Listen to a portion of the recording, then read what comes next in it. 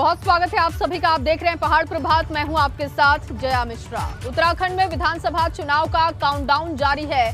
24 घंटे से भी कम का वक्त बचा है जब पहाड़ की जनता दिग्गजों की किस्मत को ईवीएम में कैद करेगी। कल सभी 70 विधानसभा सीटों के लिए मतदान होगा और इस बार उत्तराखंड की जनता किसे सत्ता के सिंहासन पर बिठाएगी, ये देखने वाली बात होगी।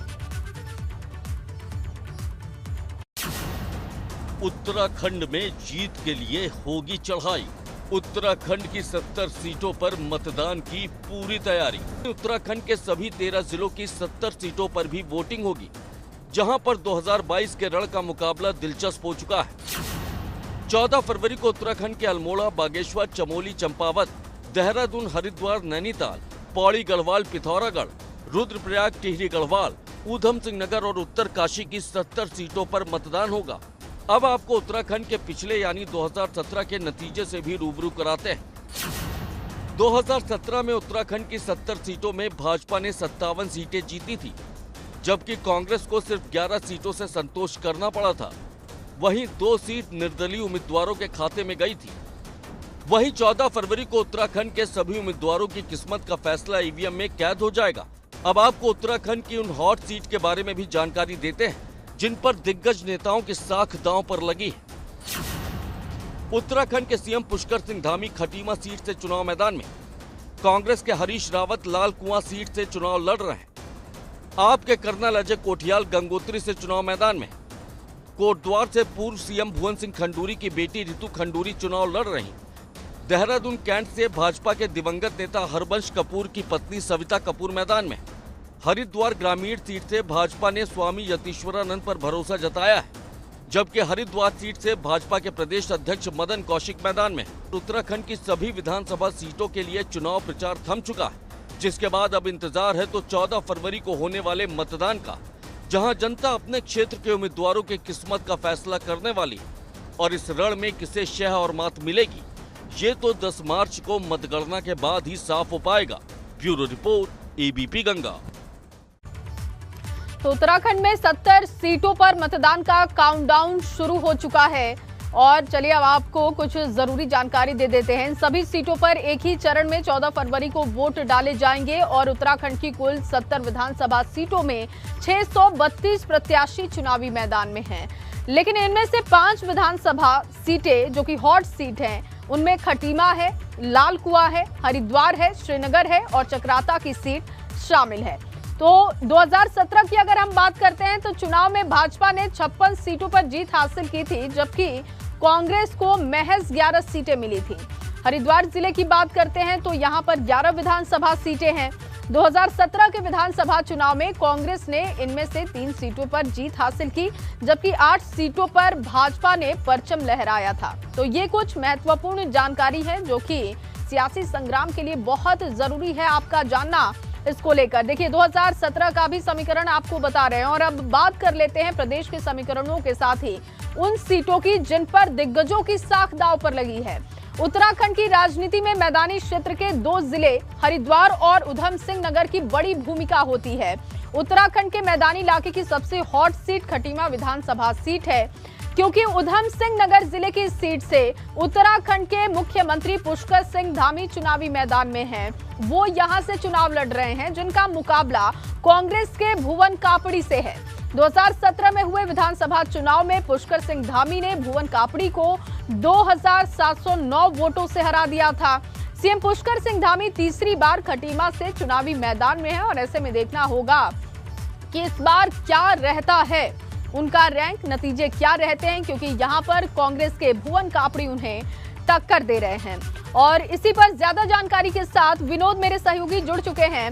विनोद, क्योंकि कल तो वोटिंग होने वाली है, लेकिन हम ये भी दिखा रहे हैं अपने दर्शकों को कि टक्कर किसके बीच है। खटीमा हॉट सीट इस वक्त बनी हुई है, माहौल क्या है वोटिंग से पहले खटीमा में? बिल्कुल जया, देखिए माहौल अभी बिल्कुल दोनों ही पार्टियों के बारे में अगर बात की जाए तो दोनों ही कड़ाके की एक यहाँ पर टक्कर देखने को मिल रही है। मुख्यमंत्री पुष्कर सिंह धामी की खटीमा से उनके सामने कांग्रेस के प्रत्याशी भुवन कापड़ी हैं और दोनों ही दिग्गजों के बीच में टक्कर मानी जा रही है। और अगर ओवरऑल की बात करें तो कल उत्तराखंड में मतदान होना है और तमाम जितने भी दिग्गज नेता हैं उनकी किस्मत पेटियों में बंद हो जाएगी। आखिरकार किस तरीके की रहती है। अगर बात करें श्रीनगर सीट की बात करें तो गणेश गोदियाल कांग्रेस के उम्मीदवार हैं, प्रत्याशी हैं और उनके सामने कैबिनेट मंत्री धन सिंह रावत है। और अगर हरिद्वार की बात करें तो हरिद्वार सीट से मदन कौशिक हैं जो भाजपा के प्रदेश अध्यक्ष हैं, उनके सामने सतपाल ब्रह्मचारी हैं। मुख्यमंत्री की बात करें तो खटीमा से उनके सामने भुवन कापड़ी है। तो तमाम ये ऐसे दिग्गज हैं जिनकी साख दांव पर लगी है। आखिरकार क्या नतीजे होंगे वो तो देखने वाली बात होगी, लेकिन मतदान से ठीक पहले जीत का दावा तमाम नेता तमाम प्रत्याशी कर रहे हैं। मुख्यमंत्री से बात करी तो मुख्यमंत्री खुद आश्वस्त है कि इस बार बड़े मतों से वो इस बार अपने प्रतिद्वंदी को हराने वाले हैं और जल्द ही भाजपा की सरकार उत्तराखंड में बनने वाली है। कल मतदान होना है और जया ये भी बता दूं कि कल बीत गया है, चुनाव प्रचार उत्तराखंड में थम गया है। अब थोड़ी देर में मुख्यमंत्री अपने आवास से निकलकर अलग अलग जगहों पर जाएंगे, डोर टू डोर कैंपेन करेंगे। कुछ गिने चुने लोग जरूर रहेंगे क्योंकि अब चुनाव प्रचार खत्म हो गया है और कोविड के प्रोटोकॉल्स को देखते हुए मुख्यमंत्री डोर टू डोर कैंपेन करेंगे। तो जितने भी ये पार्टी के दिग्गज हैं, चाहे प्रीतम सिंह हो, धन सिंह रावत हो, मदन कौशिक हो, सतपाल ब्रह्मचारी हो या पार्टी के तमाम वरिष्ठ जो हॉट सीट बनी हुई हैं। और सबसे महत्वपूर्ण ये है कि हरीश रावत की सीट है लाल कुआं में किस तरीके के समीकरण रहते हैं। हालांकि सभी नेता जीत का दावा कर रहे हैं, लेकिन कल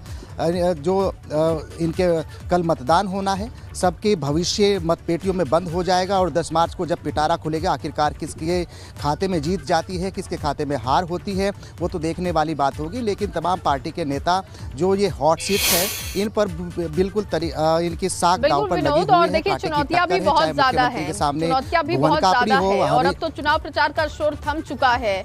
अब कल जनता बोलेगी और किसके किस्मत पर दाव इस बार लगाती है जनता, ये भी देखना होगा। आप बने रहिए हमारे साथ, आपसे आगे भी अपडेट लेंगे। और अब बात कुमाऊं मंडल की करते हैं। कुमाऊं मंडल में विधानसभा की 29 सीटें हैं, लेकिन कुमाऊं के नैनीताल जिले की लाल कुआं सीट सबसे हॉट सीटों में से एक है। इससे पहले हमने आपको खटीमा में क्या है सियासी गणित, मुकाबला किसका है, वो हमने आपको बताया था। और अब देखिए लाल कुआं सीट पर क्या मुकाबला है, क्या तस्वीर है, वो आप समझ रहे हैं। इस सीट से उत्तराखंड के पूर्व मुख्यमंत्री हरीश रावत को कांग्रेस ने अपना उम्मीदवार बनाया है। हरीश रावत पहले उत्तराखंड की रामनगर सीट से चुनाव लड़ते थे, लेकिन इस बार उनका मुकाबला भाजपा के मोहन सिंह बिष्ट से है। पिछली बार हरीश रावत रामनगर सीट से चुनाव हार चुके हैं, लेकिन इस बार लाल कुआं से किस्मत आजमा रहे हैं। और लाल कुआं से मेरे सहयोगी रवि केंतुरा इस वक्त जुड़ चुके हैं। रवि, क्योंकि चुनाव प्रचार का शोर थम चुका है, पोलिंग पार्टियां रवाना हो चुकी हैं, कल वोटिंग का दिन है, उससे पहले लाल कुआं में किस तरीके की तस्वीर आप समझ पा रहे हैं? बिल्कुल जी, देखिए बहुत महत्वपूर्ण है। अब कल के दिन का सबको इंतजार है क्योंकि मतदान होना है। ऐसे में चुनावी शोर पूरी तरीके से थम चुका है। लाल कुआं सीट बेहद हॉट सीट है और वो इस वजह से क्योंकि पूर्व सीएम हरीश रावत इस बार यहाँ से चुनाव मैदान में है। मोहन सिंह बिष्ट यहाँ से भाजपा की तरफ से है। लाल कुआं की अगर बात की जाए तो यहाँ पर गोला नदी के भूमि कटाव की समस्या हो या फिर एक 32% यहाँ पर जो वोटर्स हैं वो ऐसे हैं जिनको अगर मालिकाना हक के लिए जो लंबे समय से लड़ाई लड़ रहे हैं। ऐसे में इन दोनों ही मुद्दों पर जो है इस बार भाजपा और कांग्रेस जनता के बीच गई है। अब देखना होगा क्योंकि निर्णायक भूमिका निभाते हैं सरकार बनाने में। अभी फिलहाल अब कल का सबको इंतजार है। चुनावी शोर जरूर थम गया हो, लेकिन अभी भी जो प्रत्याशी हैं वो लोगों से मिल रहे हैं, फ़ोन पर बातचीत कर रहे हैं और पूरी तरीके से जो लाल कुआं सीट है वो हॉट सीट बनी हुई है। और कुमाऊं में सबसे ज़्यादा हॉट सीट इस वक्त लाल कुआं है क्योंकि हरीश रावत खुद यहाँ पर हैं। और अब यहाँ पर किस तरीके से लोगों का मूड होगा ये कल अब देखने वाली बात होगी। जब सुबह से ही मतदान शुरू होगा तो उसके बाद लोग इस बार किसके पक्ष में वोट करते हैं, लेकिन अपनी अपनी तरफ से पूरी तैयारियां की गई हैं। इस सीट पर अगर हम लाल कुआं सीट पर बात करें तो कांग्रेस से बागी संध्या डालाकोटी भी मैदान चुनावी मैदान में और भाजपा से भी पवन चौधरी बागी होकर चुनावी मैदान में। ऐसे में देखना होगा कि दोनों के बागियों किसका समीकरण बिगाड़ते हैं और जनता इस बार किसको चुनने जा रही है। तो पूरी तरीके से तैयारियां हैं, लोग भी उत्साहित हैं कि कल मतदान होगा, हम मतदान देने जाएंगे। जाएंगे, उसके बाद एक जो सरकार है, एक नई सरकार उत्तराखंड को दी जानी है, तो लोगों में भी काफ़ी उत्साह हम लोगों के बीच जा रहे हैं। तो ऐसे में अब कल की तैयारियां हैं। आज का जो दिन है वो महत्वपूर्ण है क्योंकि पोलिंग पार्टियां आज रवाना हो रही हैं। तमाम बूथों के लिए पोलिंग पार्टियां रवाना होंगी। सुरक्षा व्यवस्था है, ईवीएम की सुरक्षा व्यवस्था है, पूरी व्यवस्थाएं आज प्रशासन के द्वारा बनाई जा रही हैं। और वहीं जो प्रत्याशी हैं वो ज़रूर चुनावी शोर थमा है, लेकिन उनकी दिल की धड़कनें चुनावी शोर थमने के बाद उतनी ही तेज़ हो गई हैं। अब देखना होगा कि कल सुबह से किस तरीके का यहाँ पर लोगों को मतदान देने के लिए किस तरीके का उत्साह देखने को मिलता है और इस बार कितने प्रतिशत वोटिंग होती है और किसके सरताज सस्ता है। फिलहाल सभी प्रत्याशी अपनी अपनी ओर से अभी भी, चाहे फ़ोन पर बात हो या फिर लोगों से मिलना हो, वो तमाम चीज़ें अभी भी कर रहे हैं क्योंकि अभी जितने भी घंटों का वक्त बचा हुआ है उनमें वो लोगों से मिलना चाहते हैं, अधिक से अधिक मिलना चाहते हैं, बातचीत करना चाहते हैं। और सबसे बड़ी बात है कि जो क्षेत्र की समस्या है उनको पूरा करने का विश्वास कैसे दिला पाएंगे, उसी पर अभी भी काम हो रहा है। जी बिल्कुल, बहुत शुक्रिया रवि आपका तमाम जानकारी के लिए। विनोद आपका भी बहुत शुक्रिया तमाम बातचीत के लिए। और चलिए अब आपको कुछ जरूरी जानकारी दे देते हैं गढ़वाल मंडल की सीटों को लेकर क्या है महत्वपूर्ण और अहम जानकारी, वो आपको बताते हैं। विकासनगर से शुरुआत करते हैं। देखिए यहाँ पर कांटे की टक्कर मुन्ना सिंह चौहान और नौ प्रभात के बीच में है। भाजपा से प्रत्याशी हैं मुन्ना सिंह चौहान, जबकि कांग्रेस से प्रत्याशी हैं नौ प्रभात। वहीं दूसरी तरफ कैंट सीट की बात करें तो यहां से सविता कपूर भाजपा की प्रत्याशी और सूर्यकांत धस्माना कांग्रेस के बड़े नेता हैं, उनके बीच में टक्कर है। इसके अलावा डोईवाला सीट की बात करें तो यहां पर कांटे की टक्कर बृजभूषण गहरोला और गौरव चौधरी के बीच है। और जबकि लक्सर सीट की बात करें, त्रिकोणीय मुकाबला यहां पर है संजय गुप्ता अंतरिक्ष सैनी और मोहम्मद शहजाद के बीच में, यानी कि भाजपा कांग्रेस बसपा के बीच में यहां पर टक्कर देखने को मिल रही है। मंगलौर सीट की बात करें तो यहां पर काजी निजामुद्दीन, दिनेश पवार और सरबत करीम अंसारी जो कि बसपा के प्रत्याशी हैं, यानी कि इस सीट पर भी भाजपा कांग्रेस बसपा में टक्कर देखने को मिल रही है। इसी तरीके से झबरेड़ा सीट पर भी यही तस्वीर दिखाई दे रही है। यहां पर भी भाजपा कांग्रेस बसपा में टक्कर है। राजपाल वीरेंद्र और बसपा के प्रत्याशी में टक्कर देखने को मिल रही है। जबकि भगवानपुर सीट की बात करें तो ममता राकेश जो कि कांग्रेस की प्रत्याशी हैं, वहीं सुबोध राकेश जो कि बसपा से उम्मीदवार हैं, उनके बीच में कांटे की टक्कर है। चक्राता सीट की बात करें तो यहां पर प्रीतम सिंह कांग्रेस के बड़े नेता, राम शरण नौटियाल भाजपा के उम्मीदवार हैं। इन दोनों के बीच में कांटे की टक्कर देखने को मिल रही है। और उधर दूसरे चरण में प्रदेश में होने वाले मतदान के लिए आज सभी जिलों के बूथों के लिए पोलिंग पार्टियों को रवाना किया जाएगा, जबकि दूरस्थ और दुर्गम इलाकों के लिए शनिवार को ही कुछ पोलिंग पार्टियों को रवाना कर दिया गया ताकि तय वक्त से पोलिंग पार्टियां बूथों तक पहुंच सकें, क्योंकि इन मतदान केंद्रों तक पहुंचने के लिए मतदान अधिकारियों को मशक्कत करनी होगी। कई मतदान केंद्रों तक पहुंचने के लिए तो पोलिंग पार्टियों को पूरा दिन पैदल चलना पड़ेगा। निर्वाचन आयोग के मुताबिक पूरे राज्य में 15 किलोमीटर से अधिक की पैदल दूरी वाले दुर्गम पोलिंग बूथों की संख्या 9 है और ऐसे सबसे अधिक पोलिंग बूथ चंपावत जिले में हैं, जिनकी संख्या 3 है। राज्य के 61% से भी ज्यादा मतदान केंद्रों के लिए कुछ ना कुछ पैदल तो चलना पड़ेगा। दूसरी ओर राज्य में 4504 मतदान स्थलों तक मोटर सड़क की पहुंच भी है। और उधर हरिद्वार जिले की सभी 11 विधानसभाओं में पोलिंग पार्टियों को रवाना किया जा रहा है। जिले में उप जिला निर्वाचन अधिकारी पीएल शाह से पोलिंग पार्टियों की रवानगी और मतदान की तैयारी को लेकर बात की गई है। एबीपी गंगा संवाददाता अवधेश मिश्रा ने बात की है, सुनिए।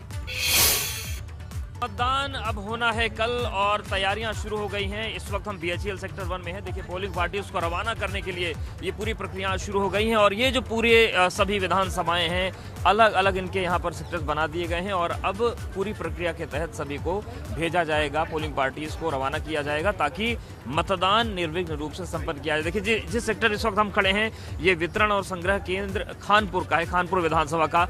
आगे दिख रही है भगवानपुर विधानसभा और बगल में उसके आगे लक्सर विधानसभा का ये पूरा क्षेत्र है। तो देखिए ये पूरी तस्वीर दिखा रहे हैं हम आपको। और चलिए बात कर लेते हैं उप जिला निर्वाचन अधिकारी पीएल शाह जी का। सर किस तरीके से पूरी प्रक्रिया आगे बढ़ रही है, क्योंकि कल मतदान है और किस तरीके से रवाना किया जाए, क्या कुछ यहाँ पर हो रहा है? देखिए हमारे यहाँ 11 विधानसभा क्षेत्र हैं और 11 विधानसभा क्षेत्रों के 1729 बूथ 1729 बूथ हैं। अभी हमने चूँकि हमारे पास ये है, आप देख रहे हैं पूरा स्पेस है, बहुत बड़ा हमारा कंपाउंड है, लेकिन फिर भी हमने जो है कोविड प्रोटोकॉल के दृष्टिगत इसको 2 पार्ट में हमने डिवाइड किया है।